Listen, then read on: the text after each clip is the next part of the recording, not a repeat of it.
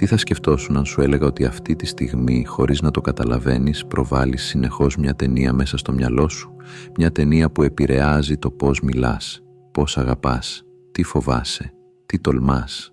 Οι περισσότεροι άνθρωποι πιστεύουν ότι αντιδρούν στη ζωή, ενώ στην πραγματικότητα αντιδρούν στις εικόνες που κουβαλούν για αυτήν.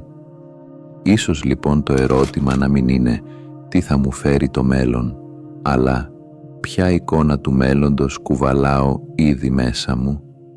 Γιατί πριν αλλάξει ο κόσμος γύρω σου υπάρχει κάτι άλλο που αλλάζει πρώτο, που «Γεια σου, είμαι ο κοσμικός αφηγητής και σε καλωσορίζω στο κοσμικό φως». Πλέον υπάρχει η δυνατότητα να στηρίξεις αυτό το κανάλι μέσα από μια μικρή συνδρομή. Αυτή τη στιγμή είναι διαθέσιμο το πρώτο επίπεδο, το επίπεδο του κοσμοναύτη, στη συμβολική τιμή του 1 € και 50 λεπτών. Προσφέρει σήματα αφοσίωσης, εξατομικευμένα emoji και ευχαριστίες μελών. Όπως και να έχει, ευχαριστώ που είσαι εδώ. Ας ξεκινήσουμε. Οι περισσότεροι άνθρωποι πιστεύουν ότι η ζωή συμβαίνει πρώτα έξω τους και μετά μέσα τους. Ότι οι συνθήκες δημιουργούν τις σκέψεις, τα γεγονότα δημιουργούν τα συναισθήματα και ο κόσμος καθορίζει το πώς βλέπουμε τον εαυτό μας. Κι όμως πολλές φορές συμβαίνει το αντίθετο. Πριν δεις τον κόσμο, τον ερμηνεύεις. Πριν ζήσεις μια εμπειρία, της έχεις ήδη δώσει νόημα. Ο νους λειτουργεί σαν ένα ζευγάρι χρωματισμένα γυαλιά. Αν πιστεύεις ότι η ζωή είναι γεμάτη ευκαιρίες, θα τις εντοπίσεις παντού.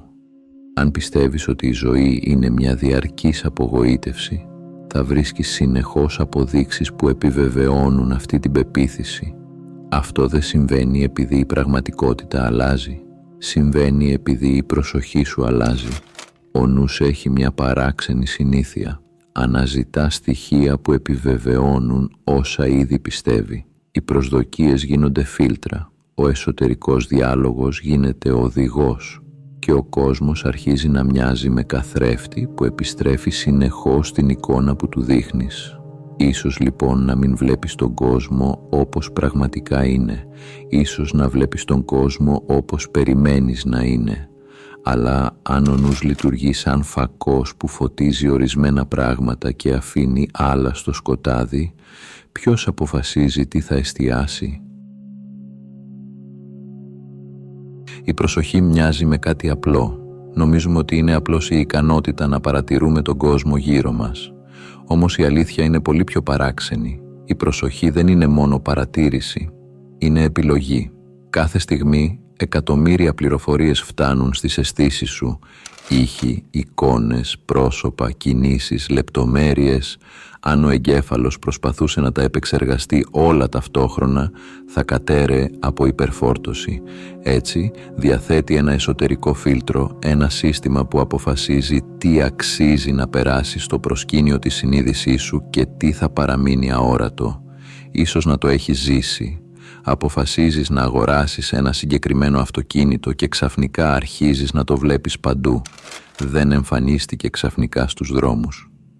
Απλώς η προσοχή σου το αναζητά. Το ίδιο συμβαίνει όταν ψάχνεις αγάπη ή όταν φοβάσαι την απόρριψη. Ο ένας βλέπει ευκαιρίες σύνδεσης, ο άλλος βλέπει μόνο σημάδια κινδύνου. Δεν βλέπουμε τον κόσμο όπως είναι. Βλέπουμε εκείνα που ταιριάζουν στην ιστορία που ήδη αφηγούμαστε στον εαυτό μας. Κι όμως η προσοχή από μόνη της δεν αρκεί. Γιατί πίσω από όσα παρατηρείς υπάρχει κάτι ακόμη πιο βαθύ. Υπάρχει η εικόνα που έχεις για το ποιος είσαι. Οι περισσότεροι άνθρωποι πιστεύουν ότι η ζωή τους καθορίζεται από τους στόχους τους. Ότι αν επιθυμήσουν κάτι αρκετά έντονα, αργά ή γρήγορα θα κινηθούν προς αυτό. Όμως η πραγματικότητα φαίνεται να ακολουθεί έναν διαφορετικό κανόνα. Δεν ζούμε σύμφωνα με όσα θέλουμε. Ζούμε σύμφωνα με όσα πιστεύουμε ότι είμαστε. Κάπου βαθιά μέσα μας υπάρχει μια αόρατη εικόνα του εαυτού μας. Μια ιστορία που επαναλαμβάνεται ξανά και ξανά. Είμαι ικανός. Δεν είμαι αρκετός. Με αγαπούν. Με απορρίπτουν. Αυτές οι φράσεις δεν μένουν απλές σκέψεις. Γίνονται τα θεμέλια της ταυτότητάς μας. Ο Καρλ Ιούγκ πίστευε ότι όλοι φοράμε μια περσόνα, μια μάσκα που παρουσιάζουμε στον κόσμο. Όμως πίσω από αυτήν κρύβεται και η σκιά όλα όσα έχουμε μάθει να αρνούμαστε για τον εαυτό μας. Και συχνά, χωρίς να το γνωρίζουμε, η σκιά επηρεάζει περισσότερο τη ζωή μας από τη μάσκα. Η ταυτότητα δεν είναι κάτι σταθερό, είναι μια συλλογή από εικόνες, αναμνήσεις και αφηγήσεις που επαναλαμβάνονται τόσο συχνά ώστε μοιάζουν αληθινές. Κάθε φορά που αναπαράγουμε την ίδια εσωτερική ιστορία, ενισχύουμε την πεποίθηση ότι έτσι είμαι. Αλλά αν η ταυτότητα χτίστηκε από εικόνες που επαναλήφθηκαν χιλιάδες φορές, μήπως μπορεί να αλλάξει όταν αρχίσουμε να βλέπουμε διαφορετικές? Κάθε μεγάλο δημιούργημα που υπάρχει σήμερα στον κόσμο γεννήθηκε 2 φορές. Πρώτα ως εικόνα και ύστερα ως πραγματικότητα. Πριν υψωθεί ένα κτίριο, υπήρξε στο μυαλό ενός αρχιτέκτονα.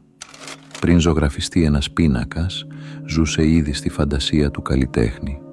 Πριν μια επιστημονική ανακάλυψη αλλάξει την ιστορία, κάποιος τόλμησε να φανταστεί κάτι που ακόμη δεν μπορούσε να αποδείξει.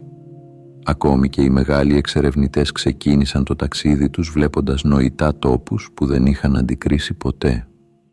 Η φαντασία λοιπόν δεν είναι μια παιδική πολυτέλεια ούτε μια απόδραση από την πραγματικότητα. Είναι η ικανότητα να συναντάς το μέλλον πριν αυτό εμφανιστεί. Είναι ο χώρος όπου οι πιθανότητες αποκτούν μορφή. Κάθε φορά που οραματίζεσαι μια διαφορετική εκδοχή του εαυτού σου, δεν αρνείσαι το παρόν. Δημιουργείς μια γέφυρα προς αυτό που μπορεί να υπάρξει. Γιατί τίποτα καινούριο δεν εμφανίζεται στον κόσμο αν δεν εμφανιστεί πρώτα στη συνείδηση κάποιου. Όμως εδώ κρύβεται μια λεπτή παγίδα. Μια παγίδα που έχει τη δύναμη να καταστρέψει ακόμη και το πιο φωτεινό όραμα πριν προλάβει να ριζώσει. Αν η φαντασία ήταν αρκετή από μόνη της, τότε κάθε όνειρο θα γινόταν πραγματικότητα. Όμως όλοι έχουμε γνωρίσει ανθρώπους που ονειρεύονται πολλά και αλλάζουν ελάχιστα. Γιατί συμβαίνει αυτό? Επειδή η εικόνα από μόνη της δεν αρκεί. Μπορεί να φαντάζεσαι έναν διαφορετικό εαυτό, μια διαφορετική ζωή ή ένα διαφορετικό μέλλον, αλλά αν βαθιά μέσα σου εξακολουθείς να πιστεύεις ότι δεν το αξίζεις, τότε στέλνεις 2 αντίθετα μηνύματα ταυτόχρονα. Το μυαλό δείχνει προς μία κατεύθυνση, ενώ η καρδιά τραβά προς την άλλη. Αυτή η εσωτερική σύγκρουση δημιουργεί αυτό που οι ψυχολόγοι ονομάζουν γνωστική ασυμφωνία. Μια κατάσταση όπου οι επιθυμίες, οι πεποιθήσεις και τα συναισθήματα δεν συμφωνούν μεταξύ τους. Και όταν συμβαίνει αυτό, η ενέργειά μας διασκορπίζεται. Είναι σαν να φυτεύεις έναν σπόρο σε γόνιμο χώμα, αλλά να ξεχνάς να τον ποτίζεις. Ο σπόρος υπάρχει, η δυνατότητα υπάρχει, όμως κάτι απαραίτητο λείπει για να ξεκινήσει η ανάπτυξη. Πολλοί άνθρωποι οραματίζονται την επιτυχία ενώ αισθάνονται ανάξιοι. Οραματίζονται την αγάπη ενώ παραμένουν πιστοί στον φόβο της απόρριψης. Οραματίζονται την ελευθερία ενώ συνεχίζουν να ζουν σαν να είναι παγιδευμένοι. Και τότε εμφανίζεται η ερώτηση που αλλάζει τα πάντα. Ποιο συναίσθημα συνοδεύει την εικόνα σου?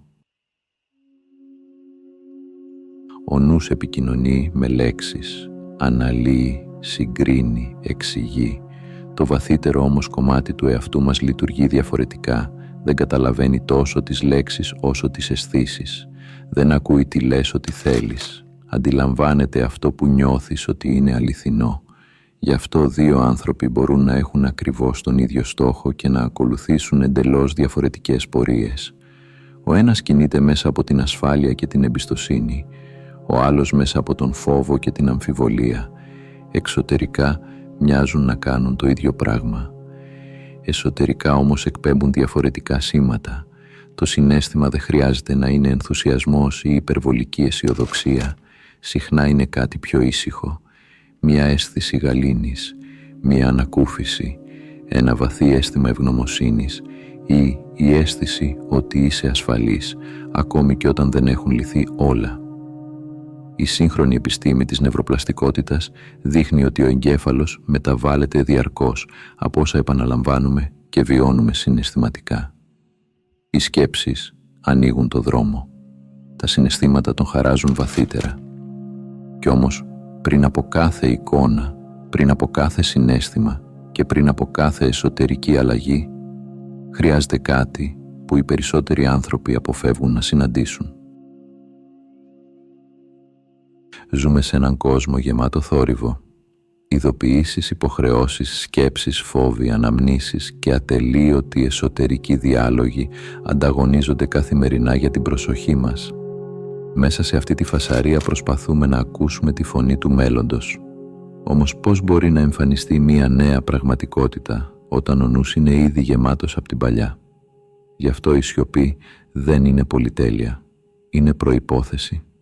Ο διαλογισμός, η παρουσία και η απλή παρατήρηση όσων συμβαίνουν μέσα μας χωρίς αντίσταση δημιουργούν έναν εσωτερικό χώρο. Έναν χώρο όπου δεν χρειάζεται να διορθώσεις τίποτα, να κυνηγήσεις τίποτα ή να αποδείξεις τίποτα. Σκέψου έναν μουσικό πριν ανέβει στη σκηνή.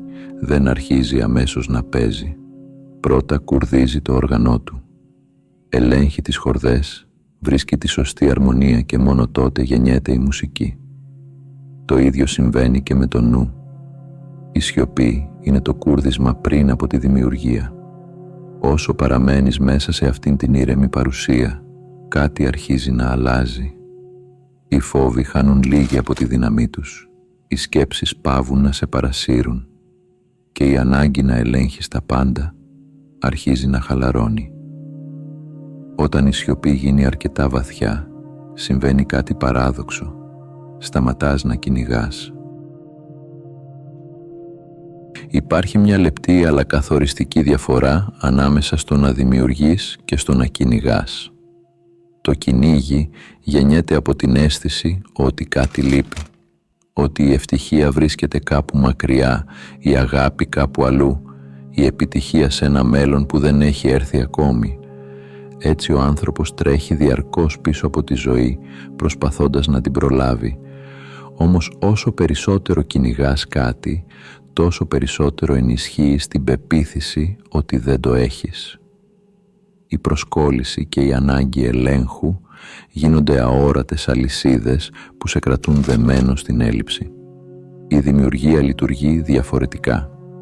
Γεννιέται από μια εσωτερική αίσθηση πληρότητας, όχι επειδή έχουν λυθεί όλα τα προβλήματα, αλλά επειδή πάβεις να πιστεύεις ότι η αξία σου εξαρτάται από το αποτέλεσμα. Τότε αρχίζεις να εμπιστεύεσαι περισσότερο τη διαδικασία και λιγότερο την ανάγκη να ελέγχεις κάθε λεπτομέρεια. Η ζωή δεν απαιτεί να γνωρίζεις ολόκληρη τη διαδρομή. Δεν χρειάζεται να βλέπεις όλη τη σκάλα για να ξεκινήσεις να ανεβαίνεις. Χρειάζεται μόνο να δεις καθαρά το επόμενο σκαλοπάτι και να κάνεις το βήμα, και τότε συμβαίνει κάτι παράξενο. Όσο λιγότερο πιέζεις τη ζωή να ακολουθήσει το σχέδιό σου, τόσο περισσότερο αρχίζει να αποκαλύπτει το δικό της, και τότε ανακαλύπτεις ότι η ζωή δεν ακολουθεί ποτέ τον δρόμο που είχες φανταστεί. Πολλοί άνθρωποι πιστεύουν ότι η αλλαγή συμβαίνει ξαφνικά, ότι μια μέρα ξυπνάς διαφορετικός και το παλιό σου εαυτός εξαφανίζεται. Όμως η πραγματική μεταμόρφωση είναι συνήθως πολύ πιο ήσυχη από αυτό. Οι παλιοί φόβοι επιστρέφουν. Οι παλιές αμφιβολίες ξαναχτυπούν την πόρτα.